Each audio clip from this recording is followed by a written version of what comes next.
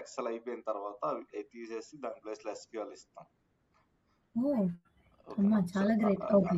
అలా recording classes ఉంటాయి. So daily నేను చెప్పిన క్లాస్ అయిపోయిన వెంటనే రికార్డింగ్ క్లాస్ ఓపెన్ చేసుకొని ప్రాక్టీస్ చేయాలి.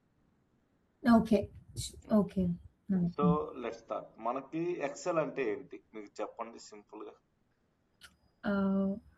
ఎక్సెల్ అంటే to create tables, graphs create చేసేది మ్యాథ్స్ లో. Charts. Okay, charts. Okay. So మీకు అరబ్ కంట్రీస్ అని ఐడియా ఉన్నాయా? అరబ్ కంట్రీస్ పేరు ఎప్పుడైనా విన్నారా? అరబ్ కంట్రీస్ అని కొన్ని ఉంటాయి కదా, Dubai, Saudi Arabia, Oman. So ఈ కంట్రీస్ అన్ని కూడా ఎందుకు సడన్ గా రిచ్ అయ్యాయి ఆఫ్టర్ 1960 నుంచే? ఎందుకు ఈ కంపెనీస్ అన్ని కూడా సడన్ గా రిచ్ అయ్యాయి? అంతకుముందు వాళ్ళేమో అంత రిచ్ కాదు కదా. How they become suddenly rich? Oil. Reason ఏంటి అంటే వాళ్ళ క్రూడ్ ఆయిల్ అనేది ఒకటి దొరికింది. ఓకేనా? సో ఈ క్రూడ్ ఆయిల్ ని వరల్డ్ వైడ్ గా సెల్ చేసి దే బికమ్ రిచ్. సో ఇప్పుడు క్రూడ్ ఆయిల్ మనకి బయటకు వచ్చిందంటే డైరెక్ట్ గా క్రూడ్ ఆయిల్ తెచ్చి మన వెహికల్స్ లో పోస్తాం. జనరల్ గా మనకి అండర్ గ్రౌండ్ లో దొరికేది క్రూడ్ ఆయిల్ అనమాట. సో క్రూడ్ ఆయిల్ అంటే ఇట్స్ బ్లాక్ కలర్ లో ఉండే ఒక థిక్ థార్ టైప్ లో ఉంటుంది. సో దాన్ని తీసుకొచ్చి మనం వెహికల్స్ లో పోస్తామా? కన్సిడరింగ్ ఇట్ ఈస్ ఆయిల్ అని పోయాం కదా. ఏం చేస్తాం? రిఫైన్ చేస్తాం. రిఫైన్ చేసి దాని నుంచి పెట్రోల్ తీసుకుంటాం, దాని నుంచి డీజిల్ తీసుకుంటాం, దాని నుంచి వైట్ పెట్రోల్ తీసుకుంటాం, హెవీ ఫ్లూయిడ్ తీసుకుంటాం. ఇలా ఇవన్నీ కూడా చేస్తాం. అంటే ఏంటి? ఒక ఆయిల్ ని మనం డైరెక్ట్ గా యూజ్ చేయగలమా వెహికల్స్ లో? లేదు, చేయలేం. ఎందుకంటే డైరెక్ట్ గా ఆయిల్ అనేది ఎందుకు పనికిరాదు. వన్స్ దాన్ని రిఫైన్ చేసి గ్రైండ్ చేసిన తర్వాత అది పెట్రోల్ గానో, డీజిల్ గానో, కిరోసిన్ గానో, వైట్ ఫ్లూయిడ్ గానో మారితేనే అది మనకి రియల్ టైంలో చాలా బాగా యూజ్ అవుతుంది. లేదంటే అంత యూజ్ లేదు. బికాస్ క్రూడ్ ఆయిల్ అనేది మనం రియల్ టైంలో దేంట్లో కూడా యూజ్ చేయం. ఓకే, ఇది పక్కన పెడదాం. సో ఇప్పుడు చెప్పండి, రీసెంట్ గా 20th సెంచరీలో ఎందుకని కొన్ని యాప్స్ మాత్రమే బాగా పర్ఫార్మెన్స్ చేస్తున్నాయి compare to other thing? Like Instagram అనే యాప్ ఉంది. ఇన్స్టాగ్రామ్ కి ఆల్టర్నేట్ గా చాలా యాప్స్ ఉన్నాయి. ఇన్స్టాగ్రామ్ లాంటి రీల్స్ చేసే యాప్స్ చాలా ఉన్నాయి, హండ్రెడ్స్ లో ఉన్నాయి. Then why only Instagram is famous? లేదంటే ఫేస్బుక్ లాంటి యాప్స్ హండ్రెడ్స్ లో ఉన్నాయి, why only Facebook famous? So అన్ని యాప్స్ కూడా యాక్సెసిబుల్ ఫర్ ఎవ్రీవన్. అన్ని యాప్స్ కూడా ఫ్రీ. అన్ని కూడా అట్రాక్టివ్. మీరు ఇన్స్టాగ్రామ్ ఒక్కటే వాడారు కాబట్టి అది అట్రాక్టివ్ లాగా ఉంది. ఇన్స్టాగ్రామ్ కంటే అట్రాక్టివ్ యాప్స్ కూడా ఉన్నాయి. Time pass. అన్ని కూడా టైం పాస్ కి వెళ్ళే మనీ ఇస్తాయి. కొన్ని యాప్స్ అయితే మనీ కూడా ఇస్తాయి మీరు రీల్స్ చూసినందుకు. అయినా కూడా మీరు ఇన్స్టానే యూజ్ చేస్తారు. So answer okay, no issues. General గా మనకు ఆన్సర్ ఏంటి అంటే వాళ్ళు మనల్ని అలా అట్రాక్ట్ చేస్తారు. ఓకేనా? ఇన్స్టాగ్రామ్ అట్రాక్ట్ చేసినట్టు ఇంకెవరు కూడా ఆ రేంజ్ లో మనల్ని అట్రాక్ట్ చేయలేరు. ఇన్స్టాగ్రామ్ వాడు మనల్ని ఎలా అట్రాక్ట్ చేస్తారంటే బై యూజింగ్ డేటా. ఓకేనా? డేటాని యూజ్ చేసుకొని మనల్ని అట్రాక్ట్ చేస్తారు. సో లెట్స్ టేక్ ఎగ్జాంపుల్ కి నేను గూగుల్లోకి వెళ్ళి ఆ చికెన్ కబాబ్ తందూరి అని చెప్పి ఏదో ప్రెస్ చేశాను, ఎలా చేయాలో చూద్దామని. వెంటనే నాకు జొమాటో నోటిఫికేషన్ ఇస్తారు, పలానా రెస్టారెంట్ లో 30% ఆఫ్ ఉందని. వెంటనే ఇన్స్టాగ్రామ్ ఓపెన్ చేస్తే ఆ చికెన్ కి సంబంధించిన రీల్సే వస్తాయి. ఓకేనా? ఎందుకంటే because of this data. So ఒక డేటా అనలిస్ట్ కూర్చొని వాడు డిసైడ్ చేస్తారు అనమాట ఎలా రావాలి, ఎలా రీల్స్ వస్తే అట్రాక్ట్ అవుతారు, ఇదంతా కూడా. సో ఇప్పుడు అర్థమైందా ఎందుకని ఇన్స్టాగ్రామ్, ఫేస్బుక్ లాంటి కొన్ని మాత్రమే ఎక్కువ ఫేమస్ అయ్యాయి compare to others? So WhatsApp కంటే టెలిగ్రామ్ అనేది more secure, more files transfer చేసుకోవడానికి యూజ్ అయ్యి ఒకటి. దీంట్లో వాట్సాప్ లాగా మనకి మెసేజెస్ సేవ్ చేయటాలు కూడా ఉంది, complete end to end encrypted Telegram అని. కానీ మనం వాట్సాప్ ఎందుకు యూజ్ చేస్తామంటే బికాస్ ఆఫ్ దిస్ డేటా. ఓకేనా? వాళ్ళు డేటాని యూజ్ చేసుకొని ప్రజల్ని మ్యానిపులేట్ చేస్తారు, ఏది యూజ్ చేయాలి, దేనికి అట్రాక్ట్ అయ్యేలా చేయాలి, ఇదంతా కూడా. ఓకే. సో ఇప్పుడు ఈ డేటా అనేది ఉంది. సో రా డేటా అంటే ఏంటి?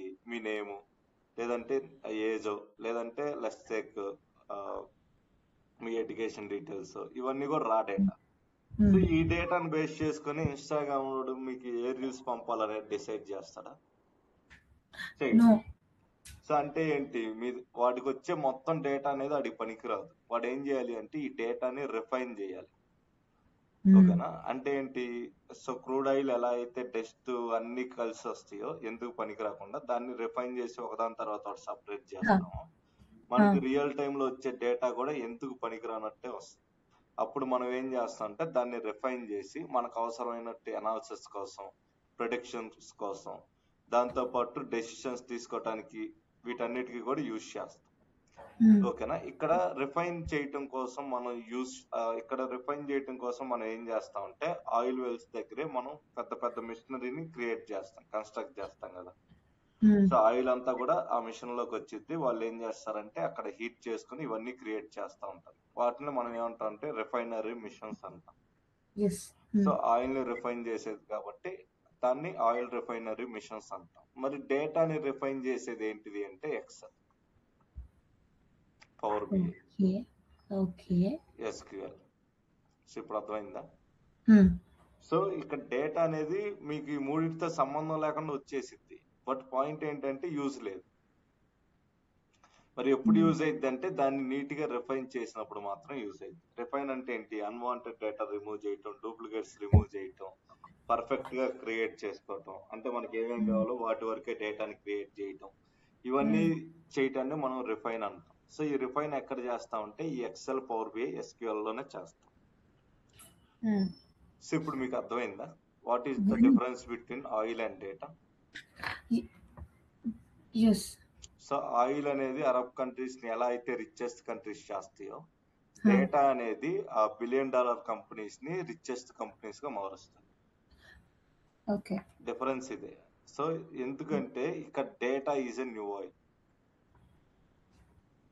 సో డేటా అనేది న్యూ ఆయిల్ అని చెప్పి ఒక లైన్ మనం చెప్తాం. ఇక్కడ డేటా అనేది న్యూ ఆయిల్ అని ఎందుకన్నామంటే వితౌట్ డేటా మీరు ఒక నడి సముద్రంలో కూర్చొని మీకు ఐస్ కనపడవు, ఇయర్స్ వినపడవు.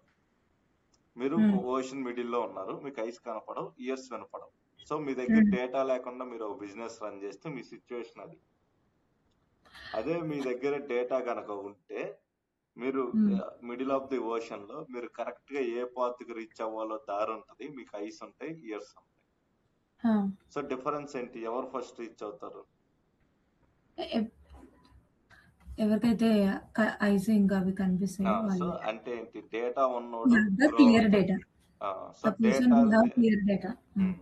సో డేటా ఉన్నోడు సక్సెస్ అవుతాడు, డేటా లేనోడు సక్సెస్ అనేది కష్టం. సో ఇప్పుడు అర్థమైంది కదా what is use of Excel, Power BI, SQL అంటే. ఓకేనా? సో ఇప్పుడు నా నెక్స్ట్ క్వశ్చన్, సరే డేటా అన్నావు, రిఫైన్ అన్నావు, ఓకే బాగానే ఉంది. అసలు ఎందుకు ఈ డేటా అంటే? So what is data? Information. So data అంటే ఏంటి అంటే రియల్ వరల్డ్ ఎంటిటీ అంటాం. సో రియల్ వరల్డ్ ఎంటిటీ అంటే ఏంటి అంటే సో నిజ జీవితంలో కనిపించే ప్రతిదీ కూడా డేటా. నిజ జీవితంలో మీరు స్టోర్ చేసే ప్రతి ఒక్క ఇన్ఫర్మేషన్ కూడా డేటా అంటాం. ఓకేనా?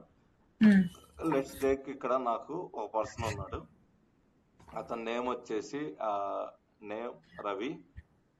సో ఏజ్ వచ్చేసి 25. ఓకేనా? సో అతనికి శాలరీ వస్తుంది, శాలరీ వచ్చేసి 30,000 అనుకుందాం. ఇది ఒక data. So name Ravi, age 25, salary 30,000. Next name ఉంది, నేమ్ రాము. సో ఏజ్ వచ్చేసి 30 ఉంది. సో శాలరీ వచ్చేసి 40,000 ఉంది అనుకుందాం. నెక్స్ట్ ఇంకో పర్సన్ నేమ్ వచ్చేసి రఘు. సో ఏజ్ వచ్చేసి 35 అనుకుందాం. సో శాలరీ వచ్చేసి 50,000 అనుకుందాం. సో ఇలా రాయటాన్ని మనం ఏమంటాం అంటే డేటా అంటాం. ఓకేనా? రియల్ వరల్డ్ లో ఉండే పర్సన్స్ అనమాట. ఈ రవి అయినా, వాళ్ళ ఏజ్ అయినా, వాళ్ళ శాలరీ అయినా, ఇది నిజ జీవితంలో ఉండే డేటా. మరి మీరు ఏదైతే అన్నారో data is nothing but information అని. సో ఇన్ఫర్మేషన్ అంటే ఏంటి అంటే టోటల్ గా ఈ 3 ఎంప్లాయీస్ కి నేను ఎంత శాలరీ పే చేస్తున్నాను, ఎంత అని కనుక మనల్ని అడిగితే ఇట్స్ ఆల్మోస్ట్ ఆల్ 1,20,000. దీన్ని ఇన్ఫర్మేషన్ అంటాం. సో ఈ ముగ్గురు యొక్క average salary, I mean average age ఎంత అంటే 30, యావరేజ్ శాలరీ ఎంత అంటే 40,000. ఈ ఇన్ఫర్మేషన్ ఏదైతే ఉందో దీన్ని ఇన్ఫర్మేషన్ అంటాం. సో ఇన్ఫర్మేషన్ అంటే ఏంటి అంటే డేటాని లో నుంచి మనకి ఏదైతే కావాలో దాన్ని తెలుసుకోవటానికి ఇన్ఫర్మేషన్ అంటాం. డేటా అంటే రియల్ వరల్డ్ ఎంటిటీ అన్నమాట. నిజ జీవితంలో కనిపించే ప్రతిదీ కూడా డేటా. దాని నుంచి మనం ఇన్ఫర్మేషన్ కింద గెయిన్ చేసుకుంటాం మనకి ఏది కావాలంటే అది. ఓకే, సో ఇప్పుడు నా క్వశ్చన్ ఏంటి అంటే, సో ఇప్పుడు ఇలా ఉన్న డేటా తోటి మీరు అనాలిసిస్ చేయగలరా? నో, చేయలేం. సో ఇలా ఉన్న డేటాతో చేయలేం. మరి ఎలాగున్న డేటాతో చేయగలం? సో అప్పుడే మనకు వచ్చింది ఒక కాన్సెప్ట్, అదే టైప్స్ ఆఫ్ డేటా. సో అర్థమైంది కదా. సో మనం ఇలా ఉన్న ఒక డేటా తోటి, అంటే నార్మల్ గా ఒక టెక్స్ట్ ఫార్మేట్ లో ఉన్న ఒక డేటా తోటి మనం అనాలిసిస్ చేయలేము అన్నప్పుడు మరి ఏదో ఒక టైప్ ఆఫ్ డేటాతోనే అనాలిసిస్ చేయాలి కదా. అది ఏ టైపు అది తెలియాలి అంటే దానికోసం మనం టైప్స్ ఆఫ్ డేటా అనేది నేర్చుకుంటాం. ఇక్కడ మనకు ఫస్ట్ ఉండేది ఏంటిదంటే స్ట్రక్చర్డ్ డేటా అంటాం. సెకండ్ మనకు ఉండేది ఏంటిది అంటే అన్స్ట్రక్చర్డ్ డేటా అంటాం. సో లాస్ట్ లో మనకు ఉండేది ఏంటిది అంటే సెమీ స్ట్రక్చర్డ్ డేటా అంటాం. సో ఇక్కడ మనకి ఎన్ని రకాలు ఉన్నాయి? స్ట్రక్చర్డ్, అన్స్ట్రక్చర్డ్, సెమీ స్ట్రక్చర్డ్ అని చెప్పి 3 టైప్స్ ఉన్నాయి. సో స్ట్రక్చర్డ్ అంటే ఏంటి అంటే let's take serial number, name, age, salary అని చెప్పి ఇలా ఉంది. ఇక్కడ సీరియల్ నెంబర్ వచ్చి 1, 2, 3, 4. నేమ్స్ వచ్చేసి రవి, రాజు, రాము, రఘు. సో ఏజ్ వచ్చేసి 20, 25, 30, 35 అనుకున్నాం. శాలరీ వచ్చేసి 40,000, 40,000, 40,000, 50,000 అనుకున్నాం. సో ఇలా మీకు ఈ డేటా అనేది ఏ ఫార్మాట్ లో ఉంది? Structured. Okay. So tabular format లో ఉన్న డేటానే మనం స్ట్రక్చర్డ్ అంటాం. ఓకే, సో ఈ డేటా ఏ ఫార్మాట్ లో ఉందంటే మీరు స్ట్రక్చర్డ్ అనకూడదు, టేబులర్ ఫార్మాట్ అన్నారు. ఓకే. ఈ డేటా ఏ టైప్ లో ఉంది అంటే స్ట్రక్చర్డ్ డేటా అన్నారు. సో టైప్ కి ఫార్మాట్ కి డిఫరెన్స్ గుర్తుపెట్టుకోండి. టైప్ అంటే స్ట్రక్చర్డ్ డేటా, ఫార్మాట్ అంటే టేబులర్ ఫార్మాట్ అన్నారు. ఓకేనా. సో అది లాజిక్ గుర్తుపెట్టుకోండి. సో స్ట్రక్చర్డ్ డేటా అంటే ఏంటి అంటే the data which has in tabular format. A data అయితే టేబులర్ ఫార్మాట్ లో ఉంటుందో ఆ డేటానే మనం సింపుల్ గా ఏమంటాం అంటే స్ట్రక్చర్డ్ డేటా అంటాం. ఓకే, ఇట్స్ ఫైన్, ఇది బానే ఉంది. ఓకే, నెక్స్ట్ మనకు ఉండేది ఏంటిదంటే అన్స్ట్రక్చర్డ్ డేటా. ఈ అన్స్ట్రక్చర్డ్ డేటా ఎలా ఉంటుందంటే, so let's take serial number is 1, his name is Ravi, having age of 20, with salary 40,000, with salary 40,000. So ఇలా ఉన్న డేటాను మనం ఏమంటాం అంటే అన్స్ట్రక్చర్డ్ అంటాం. ఎందుకంటే దీనికి స్ట్రక్చర్ లేదు, ఇది ఒక టెక్స్ట్ ఆర్ పారాగ్రాఫ్ ఫార్మాట్ లో ఉంది. ఇదే కాదు, మనకు కావాలంటే ఇమేజ్ గానీ, వీడియో గానీ, లేదంటే పిక్చర్స్ గానీ అన్ని కూడా మనకి ఈ కేటగిరీలోనే వస్తాయి. ఓకేనా. సో ఇవన్నీ కూడా అన్స్ట్రక్చర్డ్ డేటా అంటాం. సో ఇది ఫస్ట్ ఏంటి? ఫస్ట్ ఏంటి? ఇమేజ్ కి బిఫోర్. ఇదా ఇమేజ్ కి before 40,000. Ravi has salary of 40,000. Okay. Image, videos and pictures అంతే. అంటే జనరల్ గా ఇక్కడ ఇమేజెస్ అంటే స్క్రీన్ షాట్స్ కింద కన్సిడర్ చేయండి, పిక్చర్స్ అంటే నార్మల్ కెమెరాతో తీసే. సో ఇది అన్స్ట్రక్చర్డ్ డేటా అంటే. నెక్స్ట్ మనకుండే సెమీ స్ట్రక్చర్డ్. ఇది ఎలా ఉంటది అంటే అటు స్ట్రక్చర్డ్ కాదు, ఇటు సెమీ స్ట్రక్చర్డ్ కాదు. సో లెట్స్ టేక్ ఇక్కడ సీరియల్ నెంబర్ అని ఇలా వచ్చి 1, నెక్స్ట్ ఇలా డబుల్ కోర్స్ లో నేమ్ అని వచ్చేసి ఇలా డబుల్ కోర్స్ లో రవి అని వస్తుంది. నెక్స్ట్ ఇలా డబుల్ కోర్స్ లో ఏజ్ అని వచ్చేసి ఇలా 20 అని వస్తుంది. నెక్స్ట్ ఇలా శాలరీ అని వచ్చేసి 40 అని వస్తుంది. సో ఇలా ఉండేదాన్ని మనం ఏమంటాము అంటే సెమీ స్ట్రక్చర్డ్ అంటాం. సో ఇది డెవలపర్స్ వాడతాం, Python, Java developers, full stock మేము ఎక్కువగా యూజ్ చేస్తాం. మీరు టచ్ చేయకపోతే బెటర్, ఇది ఒక జస్ట్ గుర్తు పెట్టుకోండి అంతే. ఓకే, సో ఇప్పుడు ఒక డేటా అనలిటిక్స్ గా నేను ఏ టైప్ ఆఫ్ డేటాను ఎక్కువగా డీల్ చేస్తానంటే ఈ స్ట్రక్చర్డ్ డేటాను మాత్రమే యూజ్ చేస్తాను. ఓకే. సో మీరు ఎక్సెల్ లో చూసినా, ఎస్క్యూఎల్ లో చూసినా, పవర్ బిఐ లో చూసినా ఈ స్ట్రక్చర్ డేటా మీద మన వర్క్ అంతా డిపెండ్ అయ్యింది. సో అన్స్ట్రక్చర్డ్ డేటా మీద లేదా సెమీ స్ట్రక్చర్డ్ డేటా మీద అంత ఇంపాక్ట్ అనేది ఉండదు ఒక డేటా అనలిటిక్స్ గా మన రోల్ అనేది. ఓకే. ఓకే. సో చిన్న డౌట్. సో ఇప్పుడు దీన్ని టాబ్యులర్ ఫార్మాట్ అని అంటాం. Structured data. అన్‌స్ట్రక్చర్డ్ డేటాని డిఫైన్ చేయమంటే ఎలా డిఫైన్ చేయాలి? అంటే వన్ వర్డ్‌లో. It's not in a tabular format అని చేంజ్ అయిపోతుంది. Okay. Okay. Not tabular format అంటే అది అన్స్ట్రక్చర్డ్ కింద ఈజీగా కన్సిడర్ కన్సిడర్ అయితే ఓకే. ఓకేనండి. సో ఇప్పుడు మనకు కావాల్సిన సినారియో ఏంటి నెక్స్ట్ వన్ అనేది ఇప్పుడు చూద్దాం. ఓకే. క్లియర్లీ. సో ఇప్పుడు స్ట్రక్చర్డ్ డేటా అనేది ఎలా క్రియేట్ అయింది, సో టేబుల్ అనేది ఎలా క్రియేట్ అయింది అనేది చూద్దాం. సో టేబుల్ క్రియేట్ అవడానికి నాకు 2 థింగ్స్ ఉంటాయి. ఫస్ట్ ఏంటంటే కాలం, తర్వాత ఉండేది ఏంటిదంటే రో. ఓకేనా. సో టేబుల్ అనేది ఎలా క్రియేట్ అయింది అంటే కాలం అండ్ రో వల్ల. సో లెట్స్ సీ కాలం అంటే ఎలా ఉంటుందంటే ఇలా ఉంటుంది. సో ఇలా ఉంటే దీన్ని ఏమని పిలుస్తాం? కాలం అంటాం. నెక్స్ట్ ఇలా ఉంటే దీన్ని ఏమని పిలుస్తాం? రోస్ అంటాం. ఓకేనా. So what is column, what is రో అంటే అర్థమైంది కదా. కాలం అంటే ఇలా ఉండేదాన్ని సింపుల్ గా కాలం అంటాం, ఇలా ఉంటే దాన్ని రో అంటాం. ఓకేనా. సో ఇప్పుడు లెట్ మీ టాక్. ఈ టేబుల్ అనేది ఎలా క్రియేట్ అయింది అంటే ఫస్ట్ ఇలా కాలమ్స్ ఉంటాయి, నెక్స్ట్ రోస్ ఉంటాయి. ఓకే. సో ఇప్పుడు మీరు చూడొచ్చు టేబుల్ అనేది క్రియేట్ అయిందా. ఎస్. సో ఈ డెఫినేషన్ బేస్ చేసుకొని చెప్పండి, what is the meaning of table, లేదంటే definition of table. It creates the columns and rows. Creates the కాదు, combination of rows and columns అంటే సరిపోదు. ఓకే. టేబుల్ రోస్ ని కాలమ్స్ ని క్రియేట్ చేయదు, రోస్ కాలమ్స్ కలిసి టేబుల్ లో మారుతాయి. సో అర్థమైంది కదా లాజిక్ అనేది. ఓకే. సో ఇప్పుడు నాకు ఇక్కడ ఒక డేటా ఉంది. లెట్స్ టేక్ ఇక్కడ సీరియల్ నెంబర్ ఉంది, నేమ్ ఉంది, ఏజ్ ఉంది, శాలరీ ఉంది. సో ఇక్కడ నాకు 1 2 3 4 ఇక్కడ నేమ్స్ వచ్చేసి రవి, రాజు, ఓకే మీకు నేమ్స్ గుర్తుండిపోయింది. నైస్. సో 20 25 30 35. శాలరీ వచ్చేసి 25,000 35,000 45,000 55,000. ఓకే. ఇది ఇక్కడ మీరు చూడొచ్చు. సో సీరియల్ నెంబర్, నేమ్స్ అనేవి ఇక్కడ క్లియర్ కట్ గా ఉన్నాయి. ఓకేనా.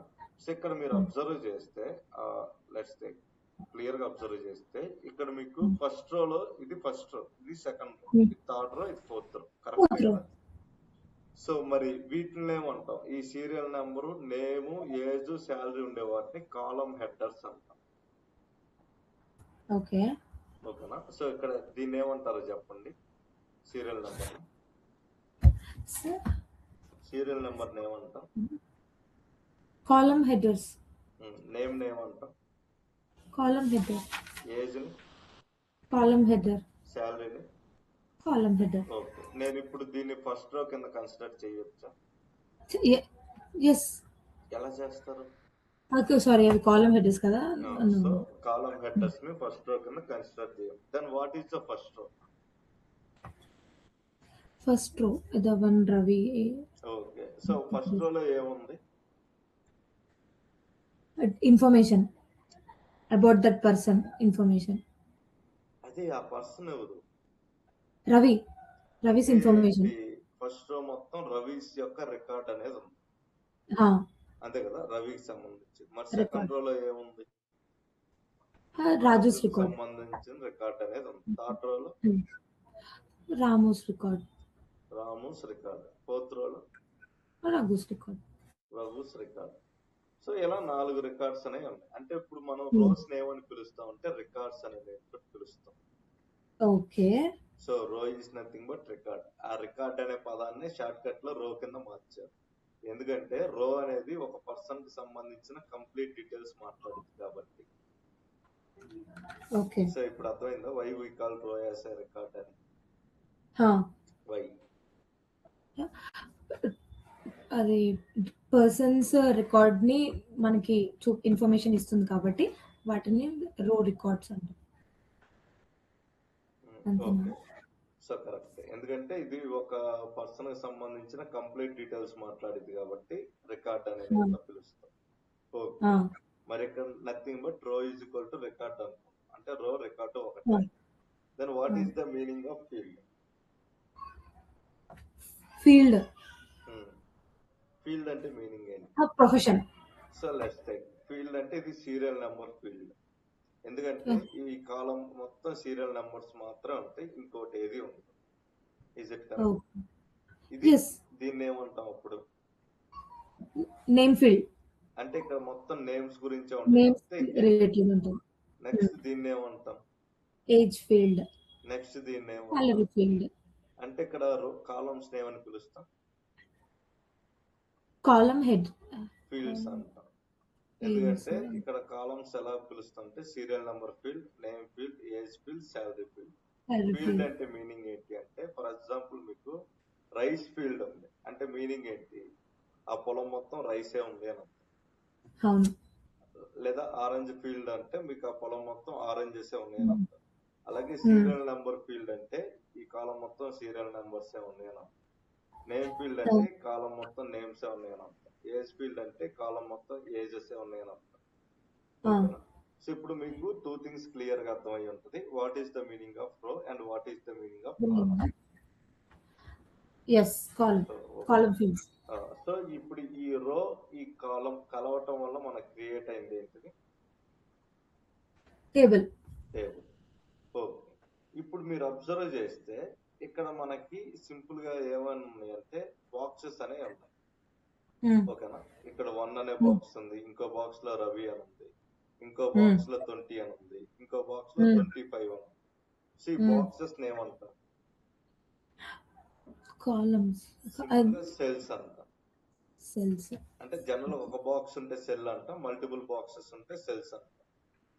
ఓకేనా? సెల్స్ అంటే ఒక్కొక్క బాక్స్ ని సెల్ 1, సెల్ 2, సెల్ 3 అంటే వీటన్నిటిని కలిపి సింపుల్ గా సెల్స్ అనే నేమ్ తో పిలుస్తాం. ఓకే. సో ఇప్పుడు మీకు అర్థమైంది కదా what is the meaning of rose, what is the meaning of columns, what is the meaning of table, what is the meaning of cells. So ఈ నాలుగు గుర్తు పెట్టుకోండి. ఎక్సెల్, ఎస్క్యూఎల్, పవర్ బిఐ మీకు రావాలా రాకూడదు అనేది ఈ 4 డిసైడ్ చేస్తాం. ఓకే. సో అందుకనే ఇది the most important concept. Okay, ఇక్కడ దా బానే ఉంది. మరి నెక్స్ట్ నాకు ఉండే సినారియో ఏంటి అనేది చూద్దాం.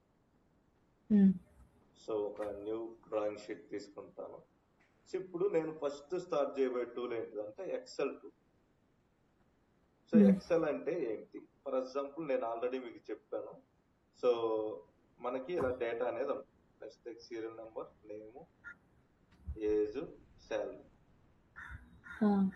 సో 1, 2, 3, 4 ఒక 4 ఎంప్లాయీస్ ఉన్నారు అనుకున్నాం. ఓకే. ఓకే. రవి, రాజు, రాము, రఘు. సో వాళ్ళ ఏజెస్ వచ్చి 25, 30, 35, మళ్ళీ 25 లేకపోతే 40 తీసుకుందాం. Anything is fine. Okay. Okay. Salary వచ్చేసి అందరికి 40,000 ఉంది. సో దీన్ని మనం ఏమంటాం అంటే సింపుల్ గా డేటా అంటాం, అంతే కదా? మరి ఎక్సెల్ ఏం చేస్తుంది అంటే దీన్ని రిఫైన్ చేసి ఇచ్చిద్ది అనమాట. నలుగురికి కలిపి నేను టోటల్ ఎంత శాలరీ ఇస్తున్నా అంటే 1,60,000 అని, లేదా యావరేజ్ గా పర్సన్ కి ఎంత శాలరీ ఇస్తున్నా అంటే 40,000 అని, లేదంటే ఎంతమంది ఎంప్లాయీస్ ఉన్నారంటే 4 అని, దాంతో యావరేజ్ ఏజ్ ఎంత అంటే ఈ 4ని యాడ్ చేసి బై 4 చేస్తే మనకి యావరేజ్ ఏజ్ అనేది కూడా వస్తుంది. ఇక్కడ లాజిక్ ఏంటి? To get the information very fastly. అర్థం కాలేదు. To get the information very fast, quickly. ఈ ఎక్సెల్ యూజ్ చేస్తే. సో యావరేజ్ ఏజ్ వచ్చి 33.34 ఉంటుంది. సో ఇక్కడ మనం ఏం చేస్తామంటే ఈ డేటాని రిఫైన్ చేస్తాం ఎక్సెల్ ను ఉపయోగించి. ఎందుకు రిఫైన్ చేస్తాం అంటే మనకు కావాల్సిన వాల్యూస్ కోసం. సో నా స్టేట్మెంట్ కరెక్టేనా? ఎస్. సో ఇప్పుడు నేనేం చేస్తాను అంటే మీకు ఎక్సెల్ ఓపెన్ చేసి చూపిస్తాను.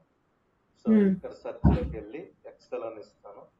సో ఇక్కడ మీరు ఆ! చూడొచ్చు ఎక్సెల్ యాప్ అని వచ్చింది. అంటే మీరు ఇక్కడ హ్మ్. వచ్చి సెర్చ్ లో ఎక్సెల్ అని ఇస్తే ఇక్కడ ఎక్సెల్ యాప్ అనేది వచ్చింది. ఆ! ఇలా వచ్చింది సింబల్ ఇది. అక్కడ మీరు వచ్చేసి ఓపెన్ అని ప్రెస్ చేయాలి. ఓకేనా? ఓకే. మీకు మైక్రోసాఫ్ట్ పర్సనల్ అనో లేకపోతే ఇంకోటనో ఉంటుంది. ఇవన్నీ స్టోర్ లో ఉంటాయి. మీరు ఇక్కడికి వెళ్ళి కొనుక్కోవాలి. ఓకేనా? సో మీరు ఓకే. అలా కాకుండా డైరెక్ట్ గా ఇక్కడ ఎక్సెల్ అని ఇచ్చేయండి. అప్పుడు మీకు ఎక్సెల్ అనేది ఓపెన్ అవుతుంది. సో సింపుల్ గా ఓపెన్ అని ఇచ్చేయండి. హ్మ్. ఆ! సో ఇది చెప్పాను కదా, ఇది పెయిడ్ వర్షన్ ఉంటుందని. ఇలా అవును. ఆ! ఇది లిమిటెడ్ ఫీచర్స్ తోనే ఇన్స్టాల్ చేస్తాం. సో ఇక్కడ మీరు డేటా ఎంట్రీ ఏమి ఉండదు. సో అన్ని చార్ట్స్ కానీ అన్నిటిని తీసేస్తారు అనమాట. అందుకే మనం దీన్ని ఇన్స్టాల్ చేయకూడదు. ఒకవేళ చేయాలి అనుకుంటే మీరు బై చేసి చేసుకోవడం బెటర్. సో ప్రజెంట్ అంత అవసరం ఓకే. అయితే లేదు, దీంతో మనకు ఆల్రెడీ ఉంది కాబట్టి. అవును. సో వన్స్ మనం ఎక్సెల్ ఓపెన్ చేయగానే మనకి ఎలా ఓపెన్ అవుతుంది. ఎక్సెల్ అనేది ఫస్ట్ మనం ఓపెన్ చేయగానే ఎలా ఉంటుంది. సో ఇక్కడ మీరు అవును. చూడొచ్చు. ఫస్ట్ మీకు ఏముంటుంది అంటే బ్లాంక్ వర్క్ బుక్ అని ఉంటుంది. అంటే హ్మ్. ఏంటి అంటే ఇది కంప్లీట్లీ బ్లాంక్ అనమాట. సో మీరు దీని ఆ! మీద ప్రెస్ చేసి ఓపెన్ చేస్తారు. నెక్స్ట్ ఆ! మీకేమో టూర్స్ అని ఉంటాయి. సో ఎక్సెల్ గురించి హ్మ్. మీరు ఏదైనా తెలుసుకోవాలంటే టేక్ ఏ టూర్ అని చెప్పి ఇక్కడికి వెళ్ళి ఎక్సెల్ గురించి ఏదైనా తెలుసుకోవాలంటే చూడొచ్చు. హ్మ్.